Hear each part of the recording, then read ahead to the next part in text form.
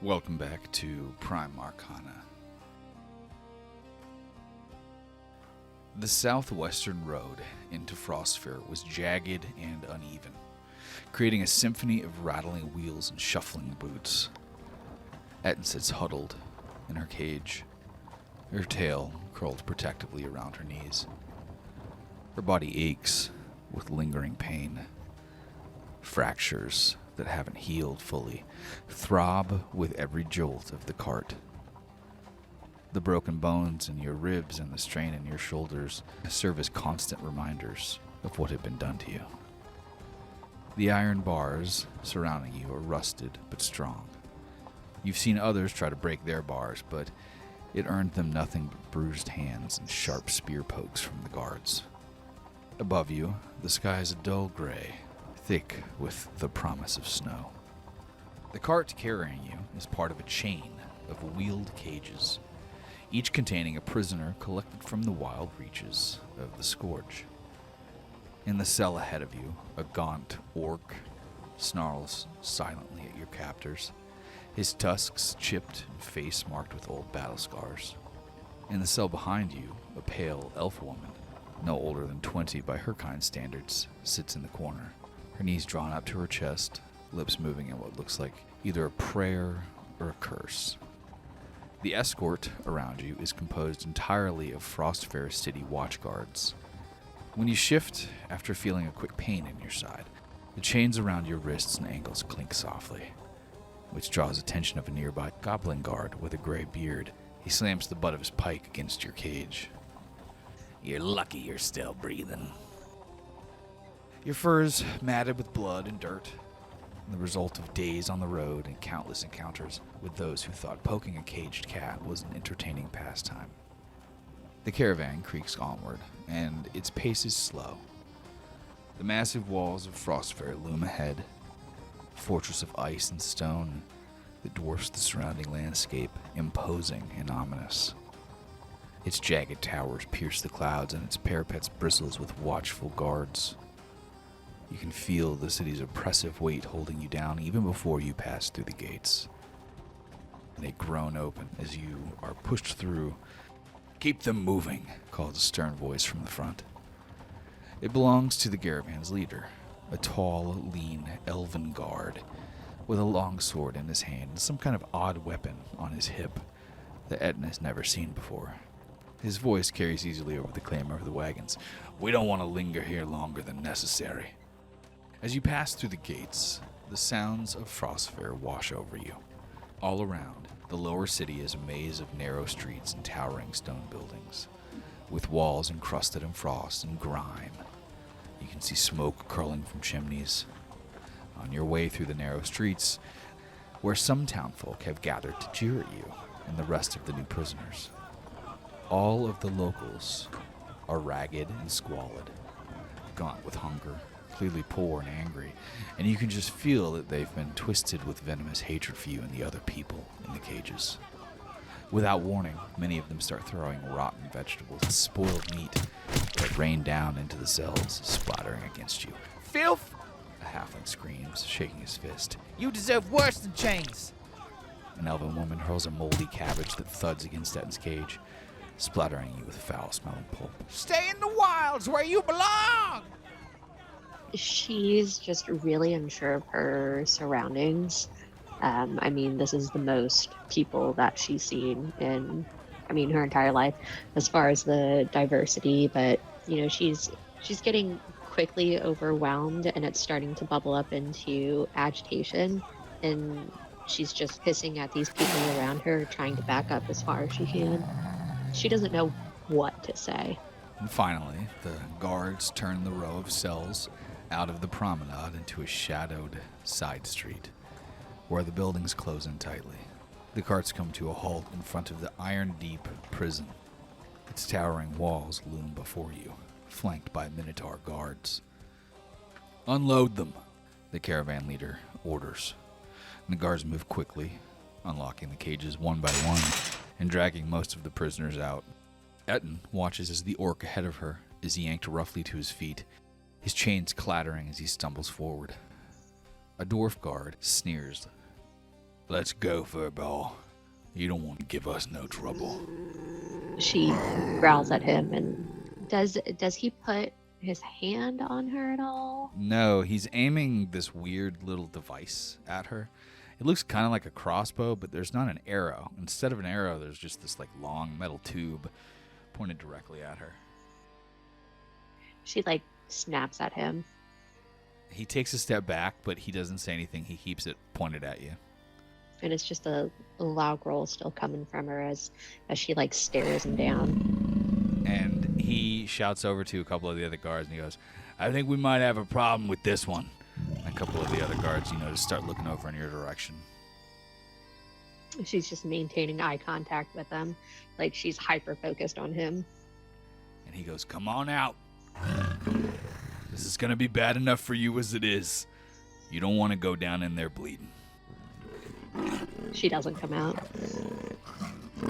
This one's not budging. She's looking real dangerous right now, guys. She's looking at me like she wants to kill me. You watch him put his thumb up on this little metal thing that's sticking out of the back, and he rotates it back towards himself as he's aiming this thing at Ettin. And a couple of the other guards come out, and this large half-orc who's holding a spiked gray club points it at you, and he goes, "Step out, prisoner." Like I'm gonna do anything you guys tell me. And she lets out another hiss with her ears back. The half-orc looks at the dwarf and he goes, "Light her up." What's your armor class? 14. Okay, so he fires that gun into the cell. When he does so, Ettin watches as it's just a single barrel. When he fires it at her, his hand is shaking a little bit. And what comes out of the end of the gun is this teeny tiny little isopod, this little metal shelled creature that basically has it's a little bug. It's got 10 legs and has just this sharp iron shell running across its back, and it's just yeah, and it zips through the air and it passes right by your head, really, really fast. She snaps at it as it's zipping by, and fine. And she starts slowly coming out of the cage.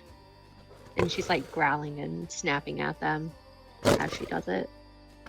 As you kind of slowly, come out of the cage, and snapping at everybody, the guards, well, the dwarven guard at least, takes a step away from you, and you can watch as he reloads one of the new bug creatures from this bandolier across his chest. He pulls it out of a little liquid pouch and then sticks it into the gun, clocks it back up, points it back at you, and the half-orc goes, "Get in line." He's tapping the spiked club against the ground. She hisses at him again with her ears still back, and she gets into the line. You and the other the other two prisoners, are led through some heavy iron doors into the prison's depths. The three of you, who are kept under the watchful eyes of 15 city watch guards. I mean, you're surrounded. It would be a losing fight. And together, you're all herded towards this large, ancient elevator. Parts of it look rusted, and you see these heavy chains that are dangling along the side. And guards get you and the other prisoners into the center of the space. Once you guys all get to the center of the elevator, you see that it's basically sort of like a cage within a cage. The mechanism shudders to life as the two minotaurs begin cranking these massive wheels that lower everybody deeper down. Throughout the descent, the elevator passes through 6 different portcullises. You're descending, the floor opens up, you can continue descending. It opens up again, you continue descending. And as you're descending, they're closing above you as well. You can see that the walls are lined with these narrow alcoves, where heavy crossbows are mounted on swiveling turrets that track the elevator's progress.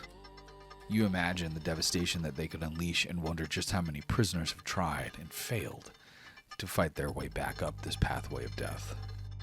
Every few moments, the elevator halts with a jarring lurch as one of the other 6 floor gates opens to let you pass through.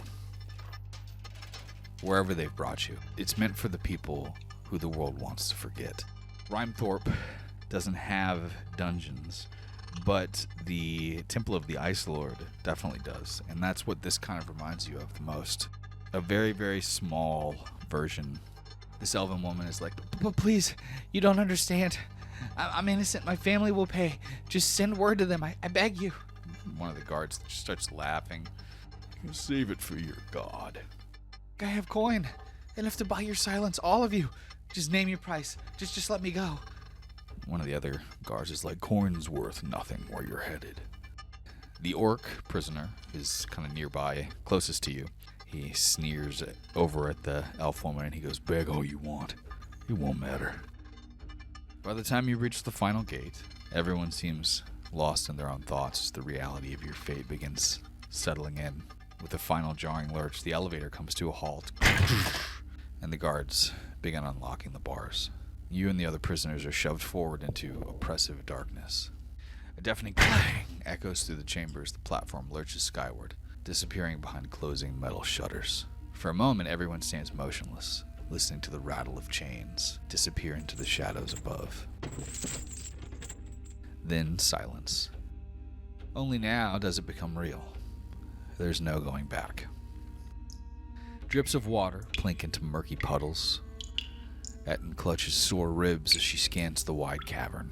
A crisscross of tunnels fans out along the walls, each one vanishing into darkness so thick that even your cat eyes can't penetrate. The orc stands coiled like a cornered animal. His chipped tusks twitch as he mumbles something in a language Ettin can't understand. The elf woman breathes in quick, shallow gulps, and her eyes dart along every shadow. Your bones throb with every breath. Then, shapes flicker down one of the tunnels, approaching by lamplight. A tall, lean hobgoblin steps forward first, scales patchy and scarred, crooked spear clutched in his hand. Roughly 8 more follow in a ragged group, each wearing mismatched scraps of armor and bearing vicious improvised weapons. Welcome to the labyrinth. You want to survive? You got 2 options. Either join the Descender gang. Little goblin behind him mutters, "That's us!" The hobgoblin ignores him. Or hand over everything you've got. Food, gear, shiny little trinkets you hid from the guards. You work for us, you fight for us, and maybe, just maybe, you live long enough to see another dawn. If not, well, this green, scaled lizard folk to the hobgoblin's side points down one of the dark tunnels. There's 1,000 ways to die down here. She's really conflicted because she doesn't want to do this, but at the same time, she knows that she does have more healing to do before it would be wise for her to even try to make a stand. Beside you, the orc snarls under his breath, shifts into a defensive stance while the elf woman shrinks behind him. She's kind of looking between you and this gang of descenders. Their circle tightens around you. A few in the back of the crowd laugh while another group fans out, keeping an eye on the tunnels. The red-skinned dwarf scoffs. Looks like we got another quiet bunch. Beside him, the hobgoblin hisses, "Who's first?" The elf woman presses a trembling hand to her lips and whispers in a lilting tongue that you do not recognize. Her prayer ends abruptly and she lifts her head. "My God sees all. He will not permit you to harm me. I've been sent here to bring light to your darkness." Laughter erupts as 6 mocking voices ricochet off the walls. The hobgoblin grins while the dwarf shoulders his spiked club and spits. "Gods, they can't see down here. It's too damn dark." Another burst of cruel laughter bounces across the room. Beside you, the orc takes a half step forward and says, "What's waiting in the dark out here?" The hobgoblin lifts his spear, using its tip to gesture into one of the blackened corridors, and he goes, "You see those passages? They crisscross for miles underneath the city. Steep stairs and broken ladders leading to old shafts. Hidden doors you'll never find unless you know the signs. Parts of the labyrinth are unstable. We got floods, rock slides, and they bury you alive. And if that doesn't do it, the guards have dropped worse monsters than us down here over the years. Some who wander these corridors worship death itself. A shaky breath escapes the orc's throat, but he sets his shoulders firm. Behind him, the elf woman starts praying again quietly in her language. The hobgoblin chuckles. You think any god can protect you from all that? Then by all means, go deeper and find out. Otherwise, like I fucking said, who's first? And the elf's murmured prayer cuts off in a single grasp as she bolts, sprinting straight for one of the dark corridors. Two of the descenders chase after her with spears raised, and the dwarf shouts, "Let her go!" The two descenders skid to a halt before whirling around to face you and the orc. With your dark vision, you can see the elf vanish into one of the tunnels, up a staircase. Then the hobgoblin lifts his spear and he goes, "Now where?" And the orc wheels around and bolts down a different tunnel, up these stairs. And just as he reaches the entrance, he seems to collide with something on the ground that slows his pace. Something slick and tar black. He stops and looks down at the black pudding that clings to his calves. You hear an awful hiss as the thin curl of steam rises from where the black pudding slime meets flesh. He's like, "What?" And he tries to kick free, but the black pudding surges up like a living tide, sliding over his thighs and dragging him down to his knees. He wrenches himself backward in a panic, but the creature grips tighter, spreading across his torso in a wet, sucking sound. A shriek rips from his throat. He claws at the gelatinous mass, only for his fingers to sink in and burn. The tunnel fills with the sharp tang of acid and the frantic slap of his palms against the shifting goo. "Somebody get this off me! Somebody help!" And the harder he screams and struggles, the more the black pudding swarms over him. He topples face first into it, and the slime encases his face and shoulders. Choking and gagging, he thrashes against the muck. Under the descender's firelight, you glimpse flesh dissolving into a gruesome froth. Each convulsion wrenches out another inhumane wail that echoes hollowly through the corridor. She does not attempt to help him. She doesn't know him. She doesn't care, other than the fact that he showed her where danger was. She's feeling more and more of the self-preservation. And around you, the descenders stare, listening to the orc's gurgling pleas. In seconds, his screams become a muffled rasp, then vanish under the pudding's quivering surface. The black mass pulsates once more, as though savoring its meal, and then settles into a hideous calm. The dwarf stares you down. "And then there was one. Talk fast. We wasted enough time on you three as it is. Shouldn't be out here in the open like this for much longer." She ignores him and steps up to the hobgoblin. "It's a fighter you want?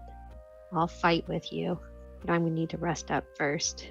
Not exactly at my peak." "You look like you ain't had the best month. I bet you're hungry. How long's it been since you ate something other than grub slop?" Who knows? Is it even worth keeping track of the days anymore?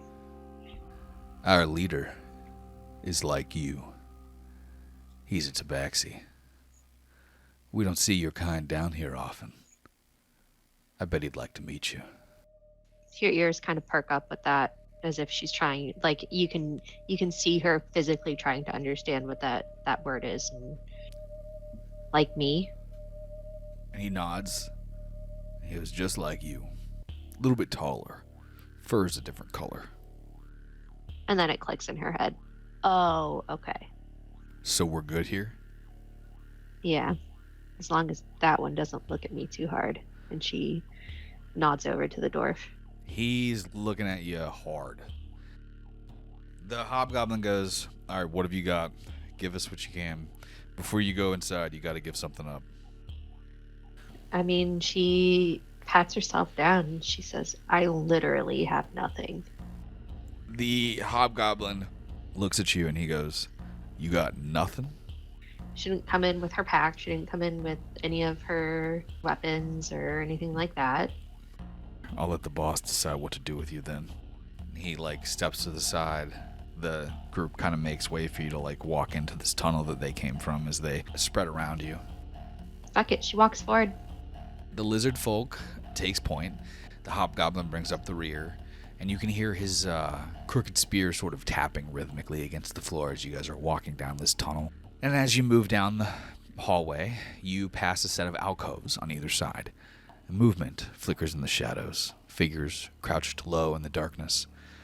And as you continue to walk, you pass 3 more alcoves, each with another descender hidden in the shadows, ready to strike. At all times of the day, members of the gang are guarding this portion of the hallway. And this hallway, much like the sort of like Spartan Battle of Thermopylae, is one of the reasons why the Descenders have been able to maintain control over this area that you're walking into right now.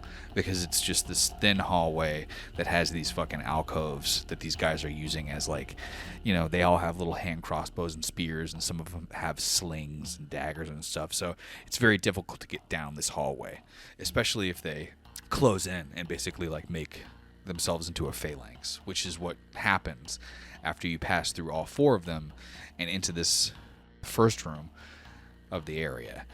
They close in entirely, blocking the hallway off.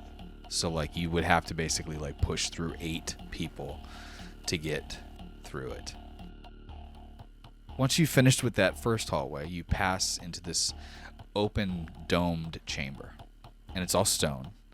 The space around you is empty. There's no furniture, there's no debris. It's all just bare, empty stone. And there's one Descender prisoner who's standing directly across from you, guarding a dark passage. He leans on his spear, kind of lazily, and then he straightens up as you and the group approach. This way. And he, instead of that passage, gestures towards the descending staircase to your left. After she files that away, she continues down the stairs with them. Your nose catches the faint scent of stale old meat and grain. You see that at the bottom of the stairs, it's a large storage room. Crates and barrels are stacked high against the walls, like this used to be a guard outpost that has been taken over by prisoners. The lizard folk waves a clawed hand towards the supplies and says, "See? We're not savages. It's more than the other gangs can offer you, I can tell you that much. The benefits of being so close to the drop zone. We always get the majority of what the guards send down here." The other gangs? The other gangs. And he just keeps walking. And she stays like 2 paces behind him. How many other gangs are there? 2. And a goblin scurries past you with arms loaded with strips of dried meat. He eyes you warily but doesn't speak, vanishing into another tunnel on the far side of the room. Her mouth waters smelling that and seeing it. Not to be pushy, but when can we get some food? Carbuncle will decide. You're not one of us yet. You didn't give anything over. Carbuncle is like me. Carbuncle's the beast. Why do you call him the beast? As you say that, the group enters into this massive chamber. There's torches running along all the walls. Tons of Descenders. There's tons of gang members in this room. They're all kind of milling about on makeshift bedding, gnawing on scraps of food. Many of them are either too old or too young to survive in a place like this. In one corner, 2 goblins, barely older than children, whisper and giggle over a crude game of carved bones. Beside them, an elderly orc leans heavily on a gnarled staff, his gray skin sagging like weathered parchment. A few of the heads turn as you enter, and expressions range from curiosity to open suspicion, but none of them approach. The lizard folk goes, "We call him the beast because he kills anything that fucks with us." And as he says that, you turn your head and you see that in the center of the room is this crude throne. And it's cobbled together from cracked femurs, broken skulls, and other jagged, broken bones. The grotesque craftsmanship is unnervingly precise, with each piece interlocked as if snapped into place by an artist. And then the fur on the back of your neck rises. You catch a scent wafting from the darkened alcove at the rear of the chamber. It's faint, but pungent, a mix of unwashed fur and sour musk. Your instincts scream at you to leave now, right now. But before you can act, a low, moaning growl rumbles through the still air, vibrating deep in your chest. The sound rises and crescendos into a bone-chilling snarl as something barrels out of the darkness. It is fast. This Tabaxi erupts from the shadows. His orange fur is streaked with grime, and his wide, yellowed eyes gleam with a feral intensity. He stands 6 feet tall, and his claws, fully unsheathed, glint in the torchlight. His back arches violently, fur spiking in every direction, and his growl shifts into a guttural roar as he sprints straight towards you. Before you can react, he's in your face. His breath is hot and ragged as his nose hovers just inches from yours. His tail lashes wildly behind him, and his claws scrape the air in tiny, tense movements, ready to strike. His eyes bare into yours, unblinking and wild. "Who are you? I don't like you. You smell wrong." Ettin's gonna return the same energy. I mean, he smells wrong too. This isn't wrong in the sense that, like, it's unfamiliar but familiar. And, you know, her fur starts bristling up and she, like, postures herself. I guess they kind of have, like, that whole cat showdown. Through her growl, she says, "I'm new." "Where did you come from? You smell like you don't belong here. You're not one of us." "I know I don't belong here, but I'm here." "I don't like it." And he shoves you. Fucking orange. All right.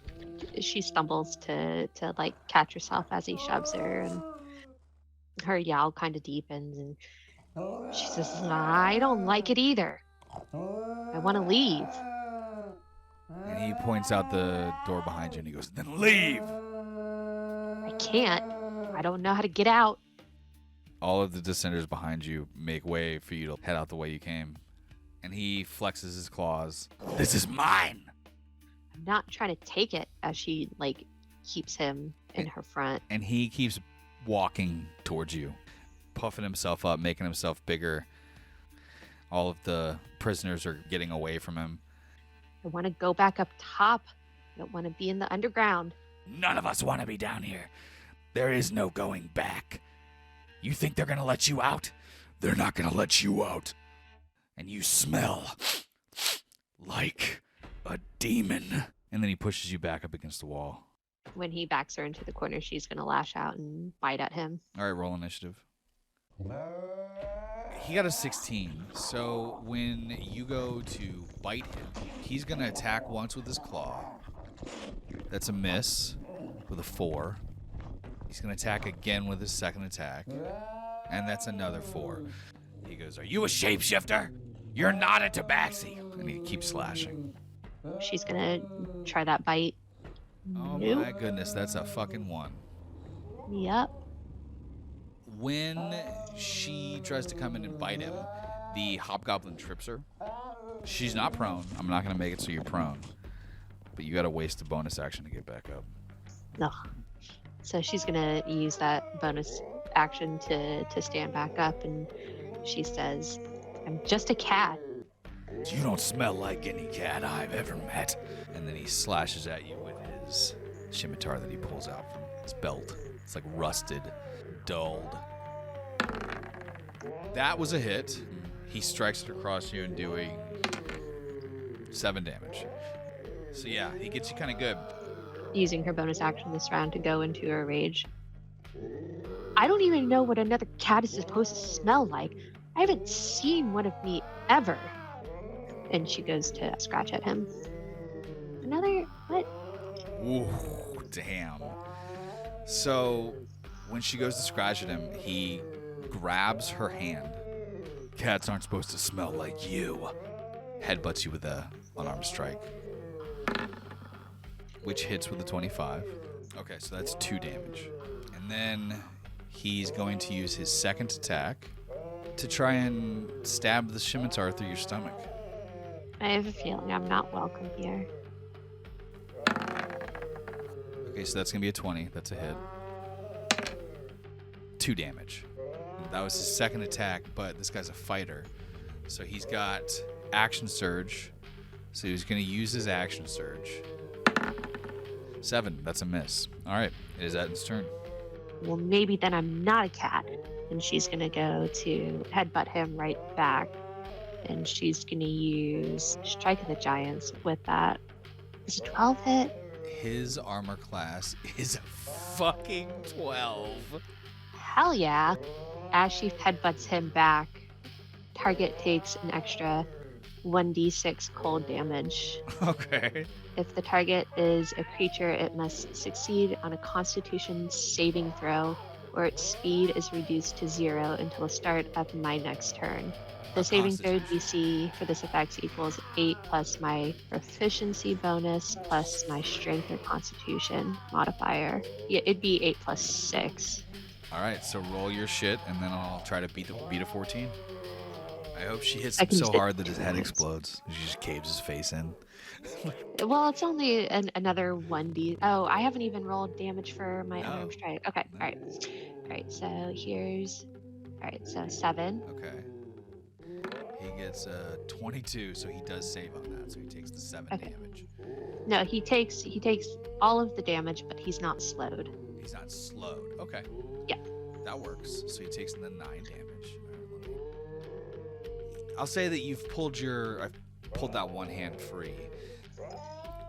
All right, so he's definitely going to use his second wind to get some hit points back. He takes 10 hit points back. So he's back to full, and then he's going to go ahead and strike at you again with Scimitar. He got a fucking 1. Describe what happens. He goes to slash at her again, and she's able to bring her arm down fast enough to hit the scimitar out of his hand. Well, that would be technically a disarming strike. No problem. I would say that you can definitely hit him hard enough that his next strike has disadvantage, but he still has the sword in his hand. No problem. When you hit his hand down, he's like, ah! And like swings it away, and then raises it up over his head to like come down and bring it down on you like a chop. But it is your turn. She's gonna go to try and bite him again. Shit. Well, that is very much a hit. Yes, good job. Yeah. That's a hit with a 24. And she's gonna expend her second use of Strike of the Giants. So 10 damage. Hell yeah. Okay. And that includes the Divine Fury. Okay, sweet. As he brings his arms up to like slash down on her, she's gonna target a soft spot right underneath his arm and sink her teeth into there. So because she's so up close on him like that, he's not going to be able to swing his scimitar down on her. And he's going to use his unarmed free hand to put it on your face, dig his claws into your face, scratch down, and try to just push you off of him. Oh, he needs to roll that save. Oh, yes. Good catch. Let me roll that Constitution save here. I got to beat a 14. That's a 23. Wow, he is deflecting that ability 2 times in a row. That's a 19. That's a hit. Let me roll damage. So it's 4 bludgeoning, but it's 2 bludgeoning because you're raging. So his first strike does 2 damage to you, but let me roll his superiority damage to add a potential 1d8. Okay, 2 plus 2, so you take 4 damage total. And then he hits you again because he has that second hit. That's a 16, that's a miss. It is your turn. As she's got her jaw sunk into soft spot on his arm, she's gonna pretty much do the same thing that he did to her with the claws, and she's gonna reach up and try to rake down his face. Oh, shit. Okay, go for it. 11. That would be a miss. What do you got going for a bonus action? As a bonus action, yeah, I'm gonna expend one of my Warrior of the Gods. And what does that do? It heals. Do it. 3. Oh my god. Okay, that's fine. That's fine. He can't use the sword. You've locked him out of using the sword. So he is going to just continue just scratching at you with his free hand. I mean, that's literally all he can really do. You guys are just like kind of grappled, just spinning around the middle of this like large room in this like weird death dance. He's roaring at you, like scratching at your face, and you're growling back at him, just like biting into his arm, like clawing back at his face. It's a 17. That is a hit. So let me roll the damage on you. He's going to roll another superiority die to add more damage on there. 2 + 4, 6 damage. He's going to do it again because he's got 2 attacks. That's also a hit. Let me go ahead and roll damage. He does not use a superiority dice on this turn. That's another 4, so you just took 10. Okay. She's gonna pull her head back and go for another bite. And as she pulls back, she's gonna say, "Stop fighting me. I came to join you guys." 13 for 11 damage. And then she's gonna expend another Warrior of the Gods. Do it. 8. Yes. And was that the end of your turn? Yes. Okay. So he, with his first action, is going to do another unarmed strike. That is a miss. With his second action, he's going to use another second wind to heal himself. So he takes 10 hit points back. She's gonna break her claws down his chest. That's a hit. That 20. It's another 10. And then she's gonna do... That second win is gone. Yeah. I'm rolling for Warrior of the Gods now. Okay. That's 7. I've got one more of those. So he is going to continue. He's doing 2 more attacks here. That is a hit and a hit with a 19 and a 20. He's out of superiority dice, so he can't add anything else. That is going to be a 6 and a 5, so you take 11 damage. You guys are just like scraping red lines just across each other. There's blood literally at this point dripping on the floor around you. You can hear the like plink, plink, plink, plink. She's gonna rear back and sink her teeth into another spot on him. Oh shit. Probably just the top of the shoulder now. Okay. Yeah, she's still focusing on that one arm to keep him from trying to slash down at her, so she's going to keep that arm engaged. 12, just barely sinks her teeth into him. Wow. Very lucky. That is very lucky. All of the damage. That's 12 damage. Wow. Okay, so let me get him And then down. she's going to use her last Warrior of the Gods. He's going to use his last second wind to get some health back, because he is not looking good right now. He is not looking good right now. He's like wobbling. He's still growling. He's like, "There's something wrong with you. Get off me." And you bite down on him again. He still cannot strike you with the scimitar, but this time he's going to try with his unarmed strike. He reaches back and he digs his claws like kind of like into the top of your head. He's going to try to pull you off and throw you to the side, and we'll see what he gets here. If he gets a crit, then he's going to yank you off. But if he doesn't get a crit, then he's just going to do damage. Or not. We'll see. That's an 8, so that's a miss. So because you've moved around, the positioning is just awkward. So he's like trying to strike at you basically like over himself. She's going to go for another bite, like just pretty much just trying to bite him into submission. I mean, she's not the one who started this fight, so if he wants to get her off, then he needs to be the one to back down. That missed. So he's going to try to strike at you 2 more times. Same thing. He's just trying to pull you off. Just locked onto him. Both of those are misses. A 10 and an 11. Or she's going to try to re-engage that shoulder. Yep. Dang. Yep, she does. 12 damage. Let's drop him back down to 7. This is the 3rd time he's been to 7 on this fight. He's going to strike at you 2 more times with the unarmed strike because he can't heal anymore. And then when he does that, the lizard folk charges in forward towards you with a spear, thrusting it at you in your ribs. He's going to now roll initiative to join the fight.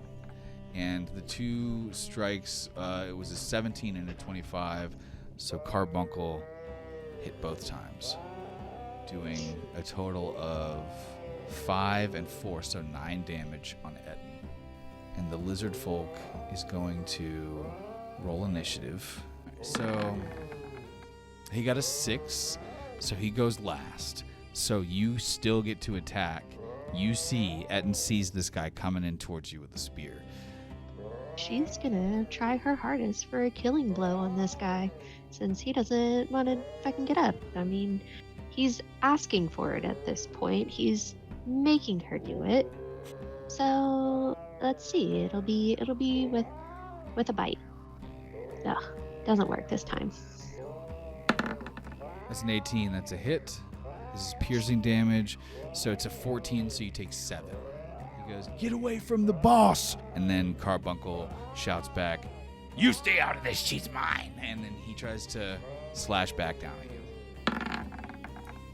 22 hit, 12 miss. So let me roll the damage from the 22. That's going to be 6, half down from 12. She's gonna lunge at him and try to bite his neck again. That is a 20, so that's a hit. Go ahead and roll damage. Yeah. So that's a 9. Okay, so go ahead and describe how Ettin kills this guy. As he's saying that, and he's whipping that last hit towards her, she lunges at his throat, knocks him down to the ground, and just rips it out. Like where she's kind of just been gnawing away at him, and just like that whole neck collarbone area. And she's just still in her fucking rage, and she stands up and she spits it out and she says, "I didn't ask for this to happen." He's laying on the ground, his back, and he's just like trying to hold his what's left of his throat in. The blood is just pouring through his fingers. The lizard folk points the spear at you. That was quite the impression. You looking to lead? She turns her rage gaze towards him. "I'm not a leader. I just want to get out of here. I want to get out of the underground."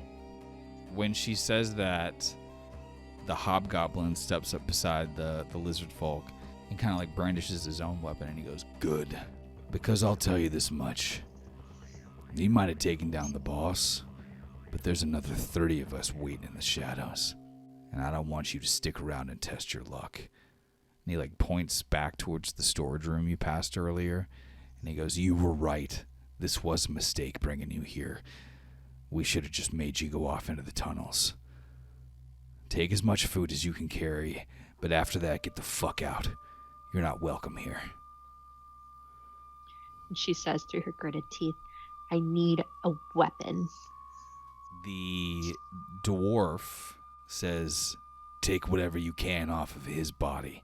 Then you see that kind of all around you, the 11 people that were watching from the shadows have stood, and they're kind of starting to surround the room as well. So Ettin is very much surrounded by roughly about 20 people right now. So he's only got the scimitar on him? He has a scimitar and a short sword. Well, if they're not going to stop me from taking both, then I'm going to take both. Does he have anything else fun on his body? He's got a flask of water. He has cook's utensils. He's got navigator's tools. He has a tinderbox. He's got a crowbar. He's got a backpack. He's got a bunch of caltrops.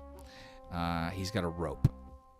All right. Well, if they're not going to stop her, then she's definitely going to take the scimitar, the short sword, and the backpack with all the supplies in it. All right. After that, she backs out of that room. She says to the hobgoblin, "I didn't want to kill him, but he gave me no choice."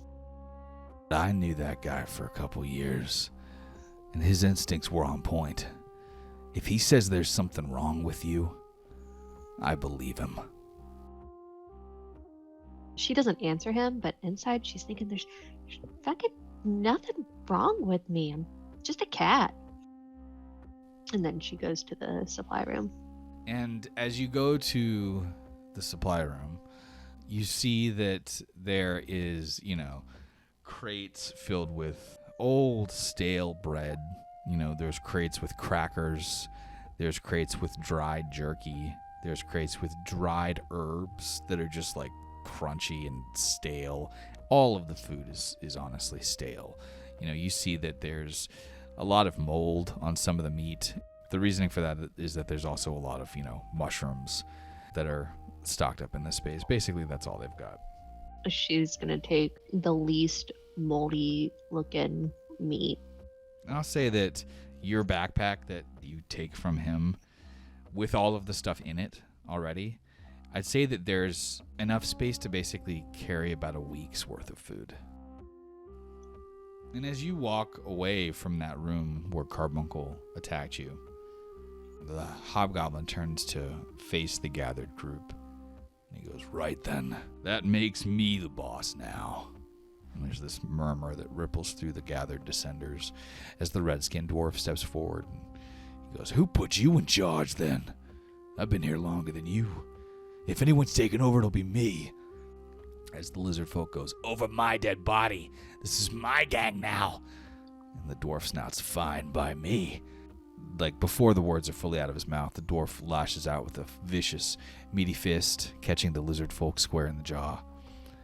And the circle of defenders tightens as the fight descends into a brutal, chaotic flurry of punches, kicks, and snarling threats. And none of them notice you slip away, off into the storeroom. Even the descenders in the two hallway alcoves leave their position to go see what's happening in the fight. And do you wait to watch the outcome, or do you just leave? I just leave. Not my fight anymore. After returning to the drop zone, Ettin is right back where she started. To your left, the corridor where the orc met his gruesome death leads up one staircase. Beyond it, the second staircase leads to where the elf fled in her panic. Directly across the room, past the elevator platform you descended on, two smaller, shadowed, narrow passageways are just wide enough for a single person to slip through. All right, and so the orc went this way and ran into the pudding. Let's go to the one below. So as you go to the one below, you step forward into the tunnel. Roll a perception for me. 18. Okay, that's good. Your foot brushes against something soft. When you look down, you see that a faint shimmer betrays the nearly invisible strands of a web that stretches further down the passage. The deeper it goes, the denser the web gets, tangling together into thick, ropey knots that line the walls, ceiling, and floor. There's something else, though. Corpses. Some are plastered against the walls, mouths agape in eternal screams. Others are suspended from the ceiling, gently swaying like pendulums. A few lay curled on the floor, shrouded in thick layers of silk, with faces frozen in twisted horror. Your breath catches when you notice mostly all the shriveled bodies have burst open, showing hollowed rib cages.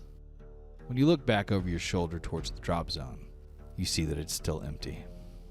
However, a faint crack comes from deeper within the web tunnel, followed by a wet, tearing sound. Through the webbing, you see a hulking spider shuffling into view.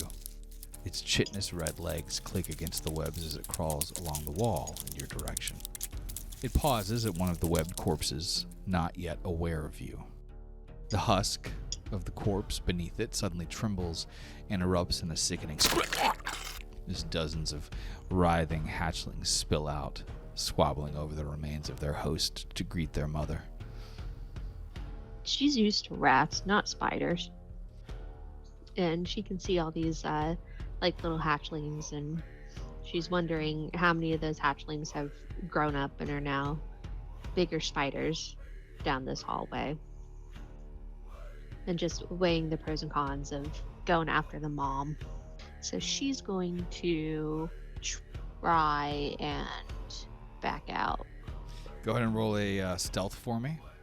If you had not succeeded on that perception, you would have stepped on one of the things, but you didn't. So a 10 was the difficult check for this. So you succeeded with that 12. So you were able to sort of back out. back into the drop zone. All right, and she's gonna see what the more northern tunnel holds. Okay. And when you get up to the northern tunnel, you see that it too is webbed. So this whole area is just fucking spiders. Ugh.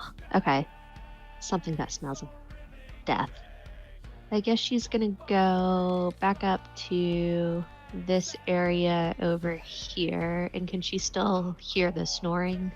So as she goes to like walk up those steps, a sudden crackle breaks the quiet as this voice, disembodied and metallic, filters through a rustic intercom hidden somewhere in the walls. Prisoner, halt.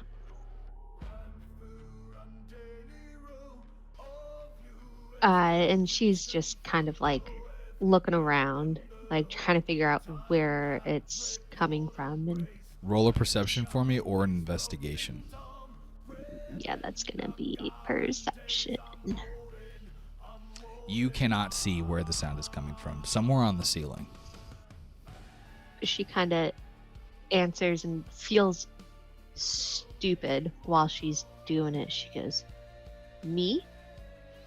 A deep groan reverberates through the chamber as old, rusted gears grind into motion. Across the room, the secondary elevator that you had walked up to recently and saw was a dead end that was closed and silent creaks to life. Its thick iron doors groan open, revealing an empty cage illuminated by a faint, sickly light that filters out against the cavern walls. The voice speaks again, sharper this time. Carbuncle has held a grip on the drop zone for too long. You did well in breaking that up. What remains of their gang will crumble in days. Of that I have no doubt. If you value your life, or the nature of power, enter the elevator. I will leave its doors open for another 10 seconds.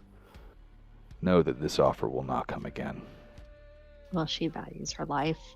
You know, eventually she needs to get out of here. So she's gonna do what the voice tells her, hoping that maybe it'll be one step closer to getting out. So she starts making her way to the other elevator. Okay. As soon as you step inside, the doors shut behind you, sealing you in with this clang. For a moment, nothing happens. And then with a shudder that rattles the very frame of the elevator, you begin to ascend. The ride is long, almost unnervingly so. Time stretches as you watch the walls of the shaft pass by, carved stone giving way to reinforced steel. Finally, the motion slows with a screech as the cage halts with a jarring lurch. When the doors slide open, you step out onto a smooth, polished floor. To your left, a thick pane of glass stretches from floor to ceiling, revealing the city of Frostfair, sprawling far below. Its labyrinthine streets and jagged rooftops look small, lights twinkling faintly in the deepening gloom of early night. The view is breathtaking. She's definitely looking down at the city in awe. I mean, this is the biggest city she's ever seen. Even like this type of city, she doesn't remember a whole lot of what anything looked like when she was coming in, but seeing the different styles of buildings, you know, it's almost a little bit overwhelming for her. You made the right choice. The voice behind you is commanding. Turning, you see another thick pane of glass separates you from a smaller, secure room with a massive stone doorway on the opposite side. On the other side of the glass from you stands a towering minotaur, at least 8 feet tall. He looms behind the glass, horns curving sharply upward, high enough to graze 11 feet. A thick black fur cloak is draped over his massive shoulders, and his yellow and lilac uniform gleams with medals and insignias denoting his rank. Despite his bearing, his deep-set eyes are calculating, scanning you with intensity that feels very real. The room around him is Spartan, and the walls are reinforced, and the only door is heavily secured. Who are you? where am I? What am I doing here? I'm not even supposed to be here. I didn't do anything. I was attacked, and now I'm here. He tilts his head, kind of like looking at you. I am Zamgaran Dewfire, warden and overseer of the Iron Deep, which is a prison where you reside. It is my dominion. Everyone here answers to me, including you. I know why you're here, Kat. I know what happened to you. I know who you are. They said you were impressive. And then he takes a step closer to the glass. He goes, you've done something very few have, and you've done it very quickly. You've shifted the balance of power in my maze. Carbuncle was a festering wound. His gang is an infestation. For this prison to run properly, a delicate balance must be held. And he was getting in the way. So thank you. I didn't do it for you. But if I helped you in this sense, you should help me. You say you know what happened to me, so you know about those dirty dwarves and those damn stone grips, and she spits on the floor. And he nods. I am aware. Lord Imrabeard is a close friend of mine. He signed you over to me. You're mine. So, as a possession, you're not particularly in a position to ask for anything. However, I am curious what it would be. I want out. I need to leave. I made a promise that I would keep you here. And I made a promise that I was going to go kill some shit. And now there's things on my list that I didn't even know I needed to kill. And I need to go do that. You want to kill some shit? Well, I've got some shit for you to kill. There are 2 other gangs in the labyrinth that have gotten out of control. They prize themselves as people of power in a place where they have none. The Black Claws have a vice grip on the well and its surrounding area, controlling the water, while the Chain Reapers are religious zealots who keep murdering prisoners as sacrifices to their damned chained god. I sent my executioner down there weeks ago to do the job himself, but he has either been killed or gone rogue. My eyes within the labyrinth have not been able to locate him.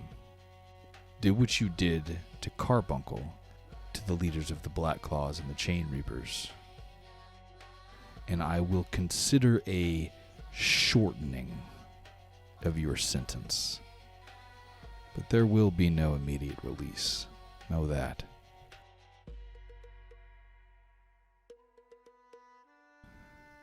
Well, if that's what's going to get me out of here.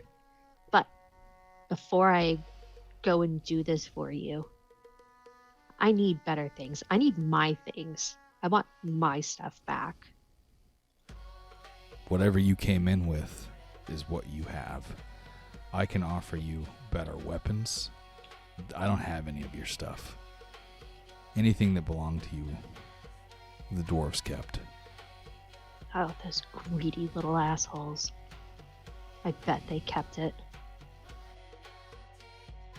But if you have access to weapons, I think I need something a little bit more than these things. And she references the sword and the scimitar. What do you want? I want a great axe. It's my weapon of choice. And a shield. Literally 5 seconds later, a slot in the ceiling opens up and a buckler falls through the ceiling and a great axe falls through the ceiling, clattering onto the ground next to you. Hell yeah. I take it we have a deal. And she picks up the great axe and gives it a swing. Who are these people I need to take out? What do they look like? The Black Claws have a leader who is a Minotaur named Bogran Blackeye. I don't know who is currently the leader of the Chain Reapers, as they simply call them the Chain Speaker. My eyes have not been able to penetrate their area for nearly a year. They are extremely dangerous. They worship the orc god of chains, Granushk. Pain, sadomasochism, and sacrifice is how they get off. They are freaks, and there is no place for godly zealotry in my prison. Zealots, you say? And she's like thinking, like finds like, so she's gonna try and see if maybe she can track down that elf, see if she ended up with them. One more thing. I need a safe way to rest. I'm not in great shape right now, as you can see. And she like references like how fucking matted she is, and you know, the scratches and everything from this previous fight. The elevator will take you down to the black cells when you are done enjoying the view. Think of it as my gift. That is where we hold our worst of the worst, awaiting relocation to Obsidian's Gate. There are empty cells down there, and it's otherwise secure as long as you don't let the prisoners within free. Prove yourself, and perhaps the outside world will see you again. Waste this opportunity, and I'll make sure the labyrinth consumes you as it does all those who lack the will to conquer it. With a flurry of his heavy cloak, the warden shouts, "Done here!" And the heavy door behind him cranks open as you watch him leave the room. An elf, wearing the same yellow and lilac as the other city guards, looks at you briefly before closing the door and locking it, leaving you alone with your thoughts and the breathtaking view of Frostfair beneath the vast, snowy sky. She's gonna go to get back onto the elevator with just a slight bit more pep in her step, and she's thinking about the last line that he just said, and she's just like, yeah, let them fucking try to take me down.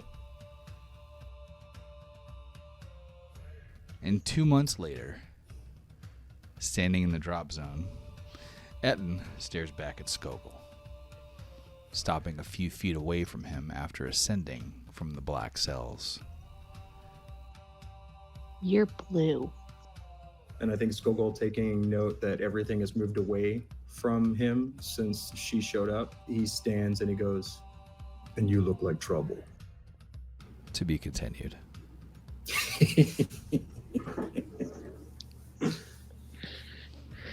I got my one-liner. Ah, that was fun. So, Yay, guys, we get to play together now. Yep. That's all for now. Make sure to come back and join us next week if you like what you heard. And if you love what you heard, check out the Patreon. Give us some love.